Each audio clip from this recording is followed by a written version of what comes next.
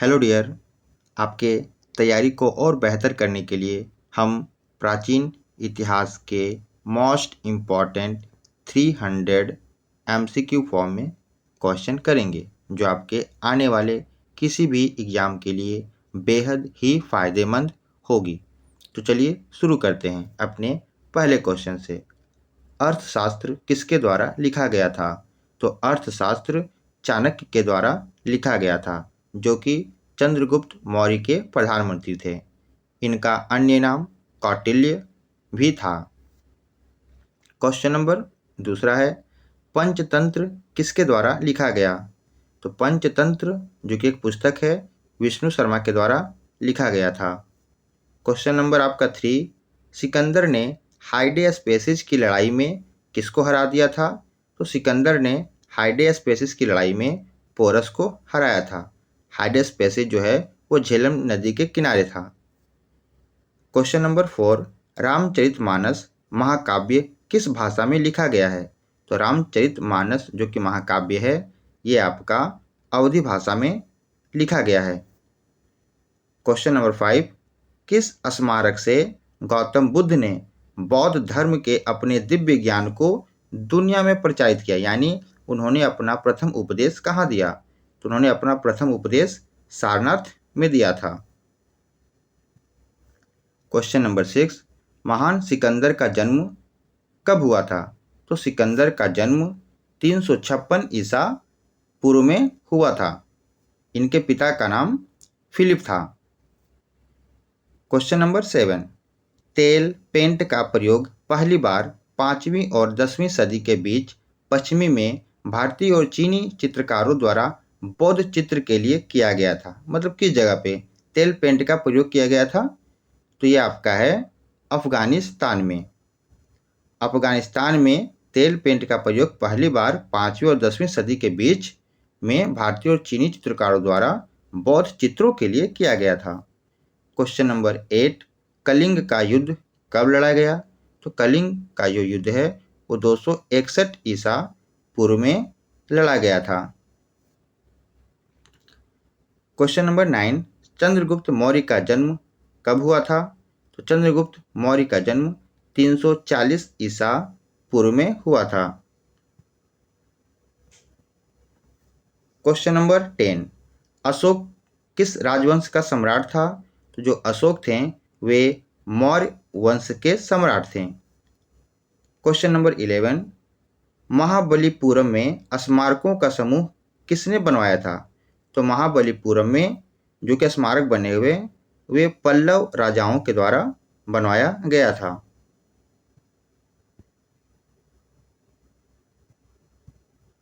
Question number आपका ये 12 हो गया। बिंबिसार किस राजवंश के राजा थे? तो बिंबिसार जो थे वे हर्यक वंश के राजा थे, यानी हर्यक वंश के संस्थापक बिंबिसार थे। क्वेश्चन नंबर हमारा है 13, महाराष्ट्र में अजंता गुफाओं में किस धर्म के शैलकृत गुफा स्मारक मिलते हैं? तो वे आपके मिलते हैं बौद्ध धर्म के। महाराष्ट्र में जो कि अजंता गुफा है उसमें बौद्ध धर्म से संबंधित शैलकृत गुफा स्मारक है। क्वेश्चन नंबर हमारा 14 है, भारतीय इतिहास में किसके शासन को भारत का स्वर्ण युग कहा जाता है?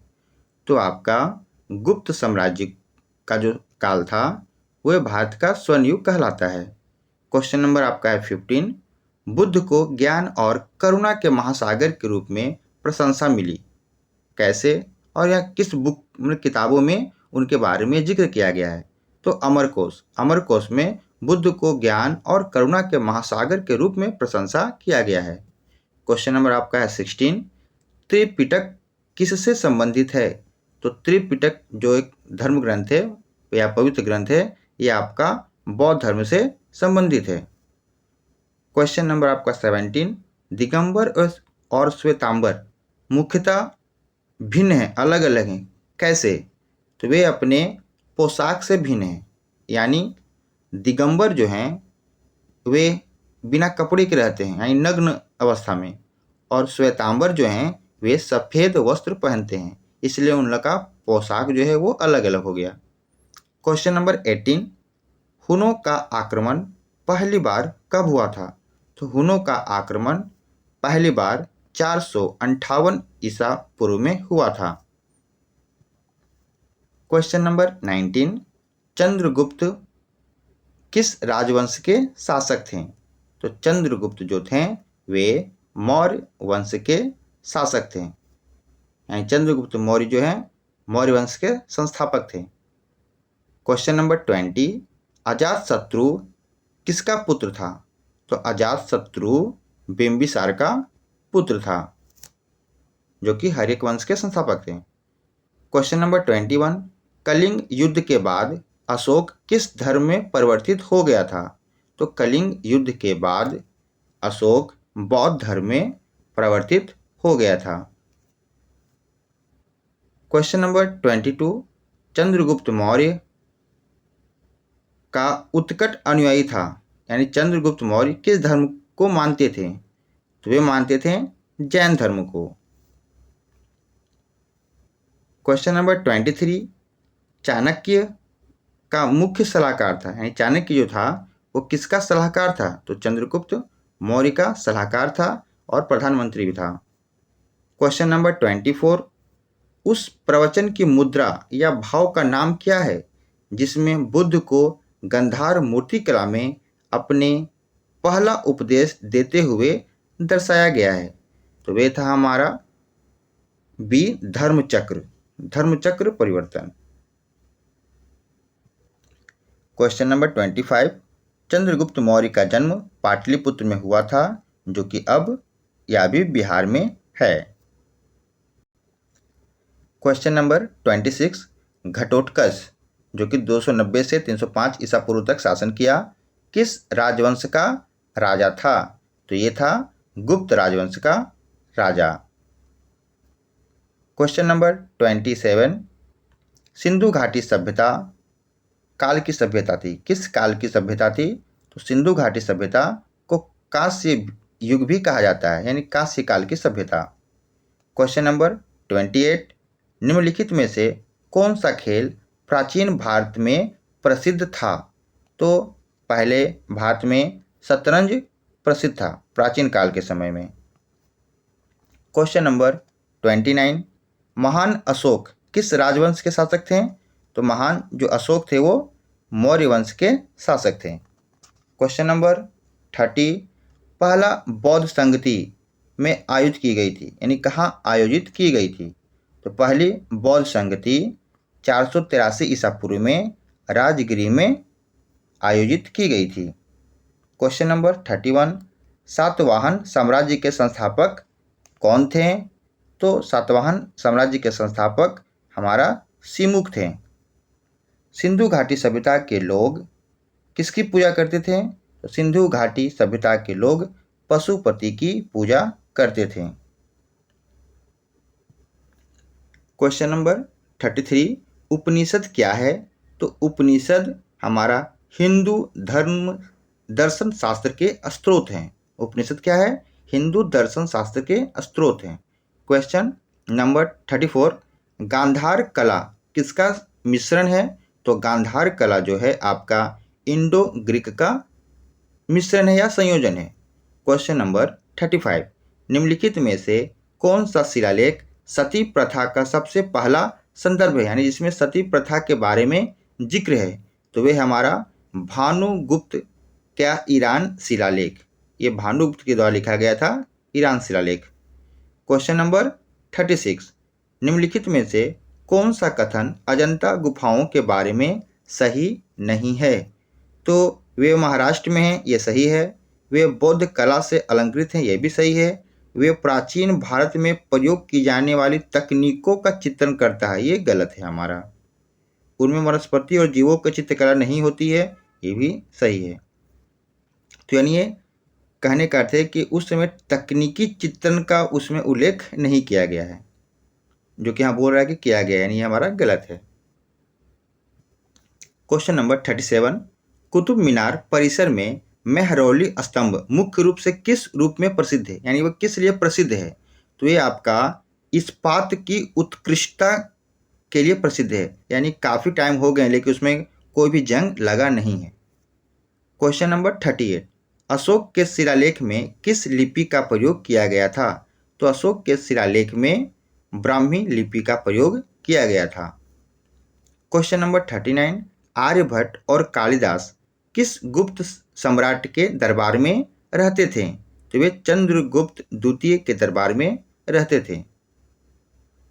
क्वेश्चन नंबर 40, मोहनजोदड़ो में सबसे बड़ी इमारत कौन सी है? तो मोहनजोदड़ो में सबसे बड़ी इमारत वृहत अन्नागार है।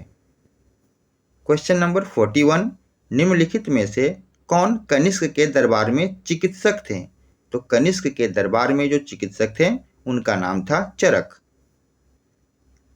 क्वेश्चन नंबर 42, वेद जो अनुष्ठानों से संबंधित है उसे कहा गया है?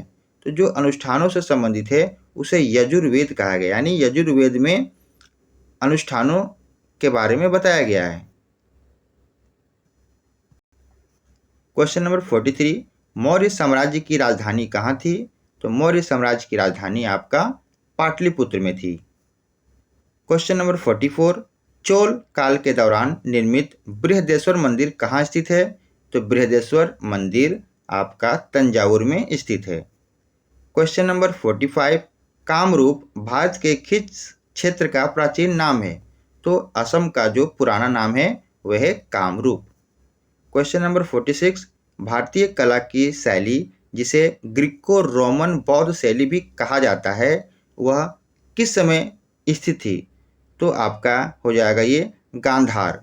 तो भारतीय कला की शैली ग्रीको रोमन बौद्ध शैली गांधार कला को भी कहा जाता है। क्वेश्चन नंबर 47, महान चालुक्य राजा पुलकेशिन द्वितीय को पराजित करने और मारने के बाद निम्नलिखित में से कौन से पल्लव राजा को वातापी कौंड की उपाधि मिली थी? तो आपका हो जाएगा नरसिंह वर्मन प्रथम ने पुलकेशिन द्वितीय को पराजित किया था और यह कार्य करने के बाद उसे वातापी कौंड की उपाधि मिली थी। क्वेश्चन नंबर 48, निम्नलिखित में से कौन सा संस्कृत भाषा का पहला व्याकरण था? तो यह आपका था पाणिनि। पाणिनि ने पुस्तक लिखी थी व्याकरण संस्कृत भाषा में।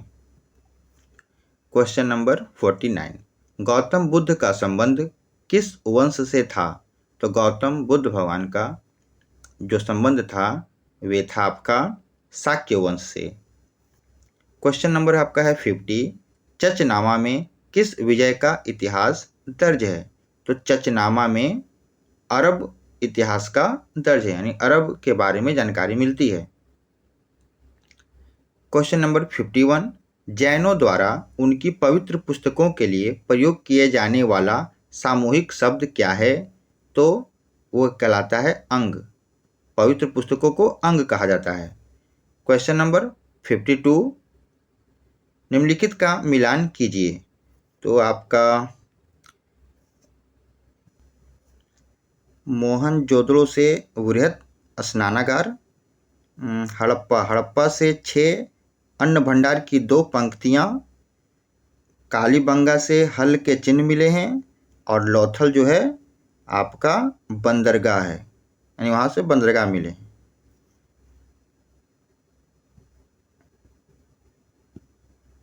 क्वेश्चन नंबर 53, कौटिल्य द्वारा लिखी गई महत्वपूर्ण पुस्तक का क्या नाम है? तो कौटिल्य यानी चाणक्य के द्वारा लिखी गई पुस्तक का नाम क्या था? अर्थशास्त्र। हर्षवर्धन ने अपनी राजधानी कहाँ से कहाँ तक स्थानांतरित की थी? तो थानेश्वर से कन्नौज। क्वेश्चन नंबर 55, न्याय सूत्र किसने लिखा था? तो न्याय सूत्र गौतम ने लिखा था, महर्षि गौतम ने। क्वेश्चन नंबर 56, सांची का स्तूप किसके द्वारा निर्मित किया गया था? तो सांची का स्तूप अशोक के द्वारा निर्मित किया गया था। क्वेश्चन नंबर 57, चंद्रगुप्त मौर्य का पुत्र कौन था? तो चंद्रगुप्त मौर्य का पुत्र बिंदुसार था और बिंदुसार का पुत्र अशोक था। क्वेश्चन नंबर 58, राजा हर्षवर्धन के दरबारी कवि का क्या नाम था? तो राजा हर्षवर्धन के दरबारी कवि का नाम वान भट्ट था। क्वेश्चन नंबर 59, कोणार्क सूर्य मंदिर किसने बनाया था? तो कोणार्क सूर्य मंदिर नरसिंह देव प्रथम ने बनवाया था। क्वेश्चन नंबर 60, किस सम्राट ने संस्कृत भाषा में नागनंदा नाटक लिखा था? तो आपका हर्षवर्धन ने संस्कृत भाषा में नागानंद नाटक लिखा था। क्वेश्चन नंबर 61, तक्षशिला विश्वविद्यालय किन दो नदियों के बीच स्थित था? तो ये आपका हो जाएगा सिंधु और झेलम नदियों के बीच स्थित था तक्षशिला विश्वविद्यालय। क्वेश्चन नंबर 62, ऋग्वेद के सबसे प्रमुख देवता कौन थे? तो ऋग्वेद के सबसे प्रमुख देवता आपका इंद्र थे। इंद्र भगवान के बारे में 250 श्लोक लिखे हुए हैं ऋग्वेद में। क्वेश्चन नंबर 63, 7वीं शताब्दी में बड़े जमींदारों या योद्धा प्रमुखों को प्रचलित राजाओं द्वारा किस रूप में स्वीकार किया गया था? तो आपका हो जाएगा सामंत। तो 7वीं शताब्दी में बड़े जमींदारों या योद्धा प्रमुखों को प्रचलित राजाओं द्वारा सामंत के रूप में स्वीकार किया गया था।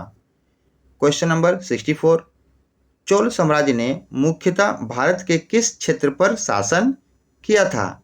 तो जो चोल थे वे आपके दक्षिण क्षेत्र पर, भारत के दक्षिण क्षेत्र पर शासन किया था।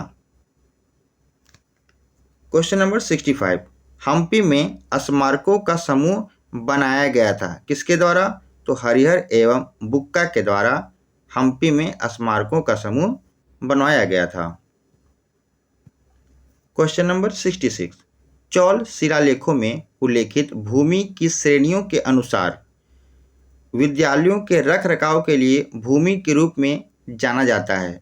तो जो लोग भूमि दान में देते थे उसे कहा जाता था साल भोग। चोल के शिलालेखों में ये उल्लिखित है कि भूमि की श्रेणियों के अनुसार जो विद्यालयों के रख रखाव के लिए भूमि जो दी गई है उसे साल भोग कहा गया है। क्वेश्चन नंबर आपका है 67, चोल शिलालेखों में उल्लेखित भूमि की श्रेणियों के अनुसार गैर ब्राह्मण किसान मालिकों की भूमि के रूप में जो दिया गया है उसे कहा गया है वेलवानवाई। जो गैर ब्राह्मण किसानों या मालिकों की भूमि के रूप में दिया गया है उसे वेलवानवाई, और जो विद्यालय के रख रखाव के लिए भूमि दी गई है उसे साल भोग। क्वेश्चन नंबर 68, चोल शिलालेखों में उल्लेखित भूमि की श्रेणियों के अनुसार को जैन संस्थानों को दान में दी गई भूमि को क्या नाम दिया गया है? तो ये आपका दिया गया है पलिच चंदम, जो कि जैन संस्थानों को दान में दी गई भूमि है। फिर आपका है 69, चोल शिलालेखों में उल्लेखित भूमि की श्रेणियों के अनुसार ब्राह्मण को उपहार में देने वाली भूमि को क्या कहा गया है? तो आपको कहा गया है ब्रह्मदेय। क्वेश्चन नंबर 70 है, धामेक स्तूप किसके द्वारा बनाया गया था? तो धामेक स्तूप अशोक के द्वारा बनाया गया था। क्वेश्चन नंबर 71, चोल शिलालेखों में उल्लेखित भूमि की श्रेणियों के अनुसार मंदिरों को उपहार में देने वाली भूमि को क्या कहा गया था? तो देवदान, जो कि मंदिरों को उपहार में देने वाली भूमि। क्वेश्चन नंबर 72, राजेंद्र प्रथम किसका पुत्र था? तो राजेंद्र प्रथम राजा राज प्रथम का पुत्र था। चाणक्य का वास्तविक नाम क्या था? तो चाणक्य का वास्तविक नाम जो था आपका विष्णुगुप्त था। इसका नाम कौटिल्य भी है लेकिन वास्तविक नाम विष्णुगुप्त था। तक्षशिला का एक प्रसिद्ध स्थल है किस समय का?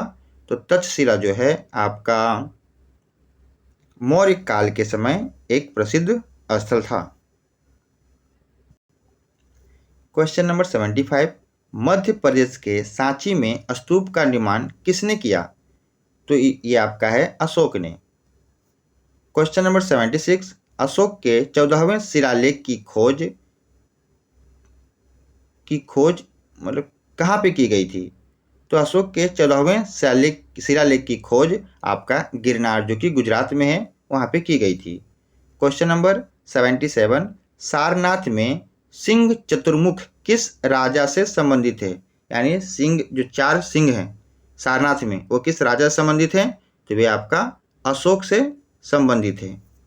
फिर आपका है जिस नाम से अशोक को आमतौर पर उनके शिलालेखों में संदर्भित किया गया है, यानी इनको शिलालेखों में अशोक को क्या नाम दिया गया है, तो वो दिया गया है प्रियदर्शी। शिलालेखों में अशोक का नाम प्रियदर्शी लिखा गया है। क्वेश्चन नंबर 79, सिकंदर को कड़ा प्रतिरोध देने वाले पोरस का क्षेत्र किन नदियों के बीच स्थित है? तो सिकंदर और पोरस के बीच हाइडेस्पेसिस का युद्ध हुआ था, जो कि झेलम नदी के किनारे हुआ था। तो ये बोला जा रहा है कि किस नदी के बीच स्थित है, तो आपका है झेलम और चिनाब। क्वेश्चन नंबर 80, जिन शब्द जिससे जैन धर्म का जन्म हुआ था का अर्थ क्या है, यानी जिन शब्द का क्या अर्थ है? तो जिन शब्द का अर्थ है इंद्रियों का विजेता, जो कि जैन धर्म से संबंधित है। क्या है? इंद्रियों का विजेता। क्वेश्चन नंबर 81, अशोक के शिलालेखों को पहली बार किसके द्वारा पढ़ा गया था? तो अशोक के शिलालेखों को पहली बार जेम्स प्रिंसेप के द्वारा पढ़ा गया था। क्वेश्चन नंबर 82, एक राजकुमार के रूप में अशोक को कहाँ के विद्रोह को समाप्त करने के लिए भेजा गया था? तो तक्षशिला। क्वेश्चन नंबर 83, भुवनेश्वर उड़ीसा के पास हाथी गुम्फा शिलालेख किस राजा से संबंधित है? तो खारवेल राजा से संबंधित है, करवाया था। क्वेश्चन नंबर 85, चोलों के अधीन स्वायत्त शासन की जानकारी के बारे में मुख्य ऐतिहासिक स्रोत क्या है? तो आपका है उत्तर मेरु शिलालेख में यह जिक्र किया गया है स्वायत्त शासन के बारे में। क्वेश्चन नंबर 86, मेगास्थनीज किसके दरबार में था? तो मेगास्थनीज चंद्रगुप्त मौर्य के दरबार में था। क्वेश्चन नंबर 87, निम्नलिखित में से किस शासक ने दूसरी बौद्ध संगति का आयोजन करवाया था? तो दूसरी बौद्ध संगति का आयोजन 383 ईसा पूर्व में शिशुनाग संगति का आयोजन किया था। इसका आंसर आपका हो जाएगा कालाशोक। ये थोड़ा गलत है, शिशुनाग नहीं होगा। दूसरी बौद्ध संगति जो हुई थी वो कालाशोक के शासनकाल में हुई थी, कालाशोक।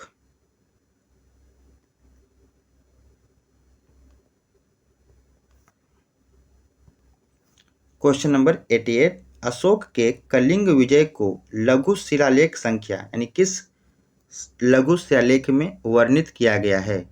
तो ये आपका है 13वें शिलालेख में यह वर्णित है कलिंग विजय के बारे में। क्वेश्चन नंबर 89, पहला ईरानी शासक जिसने भारत के कुछ भागों को अपने शासन के अंतर्गत मिलाया था, तो वे कौन था? दारा प्रथम। क्वेश्चन नंबर 90, मौर्य काल के दौरान सबसे अधिक प्रयोग किया जाने वाला सिक्का था, तो कौन सिक्का था? कासारपन। क्वेश्चन नंबर 91, द लिबरेटर का श्रद्धामय उपाधि किसके द्वारा प्राप्त की गई थी? तो चंद्रगुप्त मौर्य को यह उपाधि मिली थी, the liberator. Question number 92, Chandragupta Maurya के दरबार में यूनानी राजदूत कौन था? तो वे थे मेगास्थनीज। क्वेश्चन नंबर 93, किस अभिलेख में अशोक बौद्ध संप्रदाय में अपना विश्वास व्यक्त करते हैं, यानी किस में यह जिक्र है? तो आपका 93 का हो जाएगा भारभू अभिलेख। भारभू अभिलेख में अशोक बौद्ध संप्रदाय में अपना विश्वास व्यक्त करता था, वो लिखा गया है। भारभू अभिलेख जो कि राजस्थान में है। क्वेश्चन नंबर 94, किस लिपि में अशोक के शिलालेख उत्तर पश्चिम फ्रंटियर प्रांत में लिखा गया था? तो ये आपका खरोष्ठी लिपि में लिखा गया था। 95, निम्नलिखित में से किसने कश्मीर में कनिष्क के शासनकाल के दौरान आयोजन बौद्ध परिषद में अध्यक्षता की थी? तो आपका 95 का हो जाएगा वसुमित्र, जो कि चतुर्थ बौद्ध संगति में कनिष्क के शासनकाल के दौरान आयोजन की अध्यक्षता की थी वसुमित्र ने। क्वेश्चन नंबर 96, मौर्य दरबार में राजकाज की भाषा क्या थी? तो मौर्य दरबार में राजकाज की भाषा जो थी वो मगधी थी, यानी प्राकृतिक भाषा। क्वेश्चन नंबर 97, 84,000 स्तूपों का निर्माण किसने किया था? तो 84,000 स्तूपों का निर्माण अशोक ने किया था। क्वेश्चन नंबर 98, 6ठी शताब्दी ईसा पूर्व में सुक्तिमती की राजधानी थी, यानी सुक्तिमती किसकी राजधानी थी? तो ये आपका हो जाएगा चेदी। चेदी की राजधानी सुक्तिमती थी। क्वेश्चन नंबर 99, नंद राजवंश का संस्थापक कौन था? तो नंद राजवंश का संस्थापक आपका महापद्म नंद थे।